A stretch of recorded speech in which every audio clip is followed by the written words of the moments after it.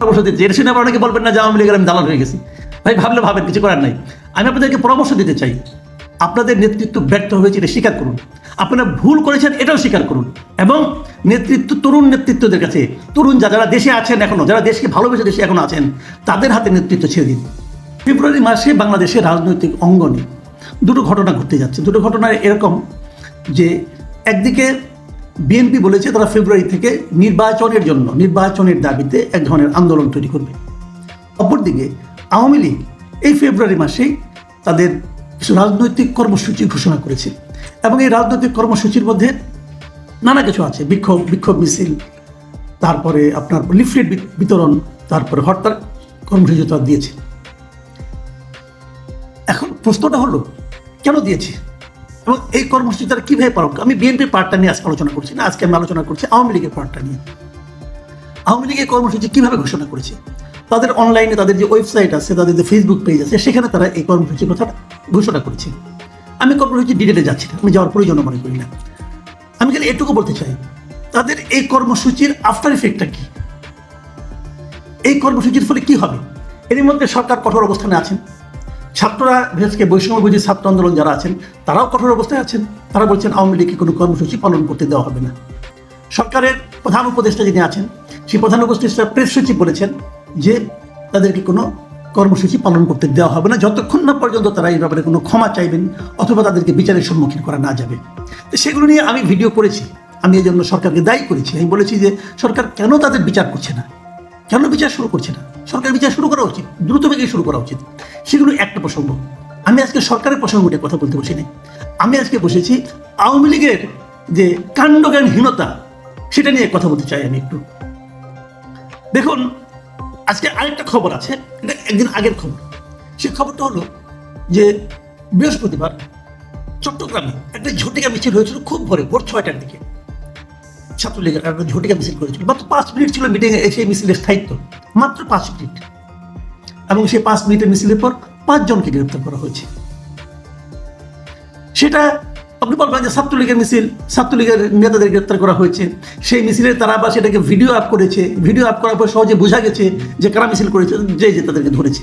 ঠিক আছে, একটা নিষিদ্ধ সংগঠন, যে সংগঠন নিষিদ্ধ করাটা ঠিক হয়েছে কি ঠিক হয়নি সেটা অন্য বিতর্ক, কিন্তু নিষিদ্ধ তো করেছে সরকার।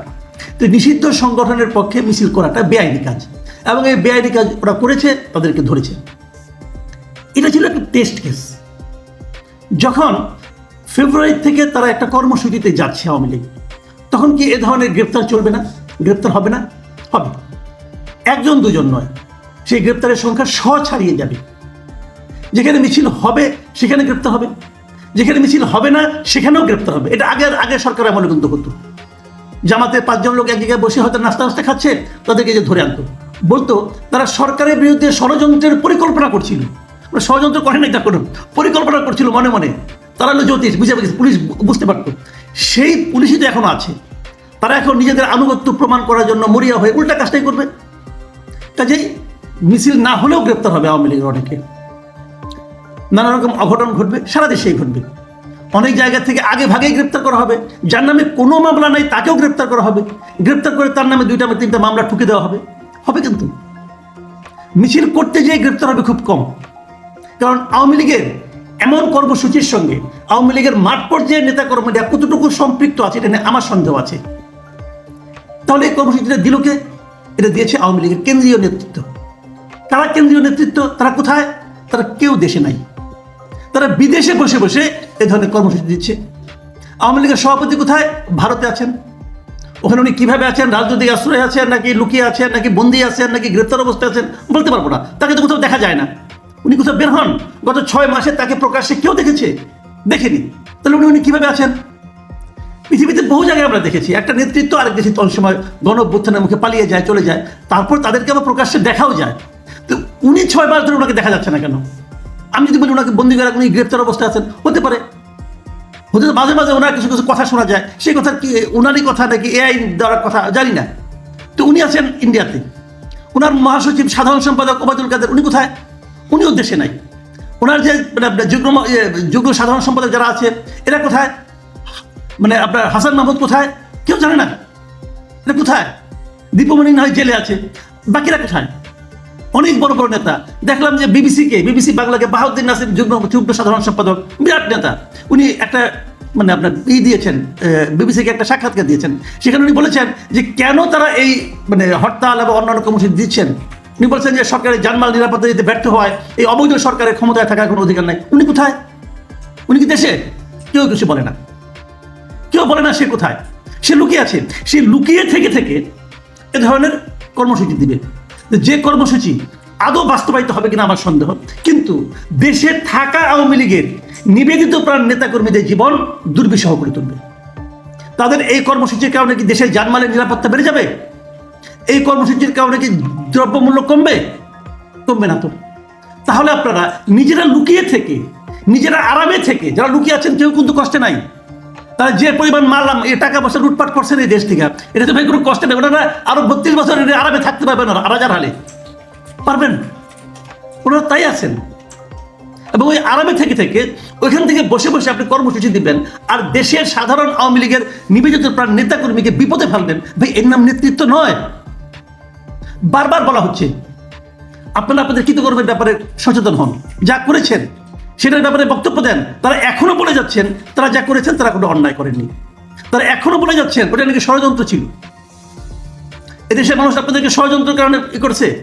এদেশের মানুষ কিভাবে আপনাদেরকে দেশ থেকে তাড়িয়েছে এটা তো আমরা জানি। আমরা তো দেশে ছিলাম তখন, আমরা তো দেখেছি। আপনারা অপকর্ম করেন নাই, আপনারা মানুষকে গুম করেন নাই। এই সরকার অনেক কিছু করতে পারছে না, আমি মানলাম। আমি নিজেও বলি এই সরকার দ্রব্যমূল্য কমাতে পারছে না, এই সরকারের আমলে অনেক আইন শৃঙ্খলা পরিস্থিতি ভালো না, সব বলি, কত ভালো না। এই সরকার আমলে একজন লোক গুম হয়েছে? এই সরকারের আমলে একটাও কি আপনার ক্রসফায়ার হয়েছে? একটা দেখান তো। অনেক কিছু হচ্ছে না মানি, সরকারের কাছ থেকে আমাদের আরো প্রত্যাশা, সেটাও সত্য। কিন্তু আপনাদের মতো তো না।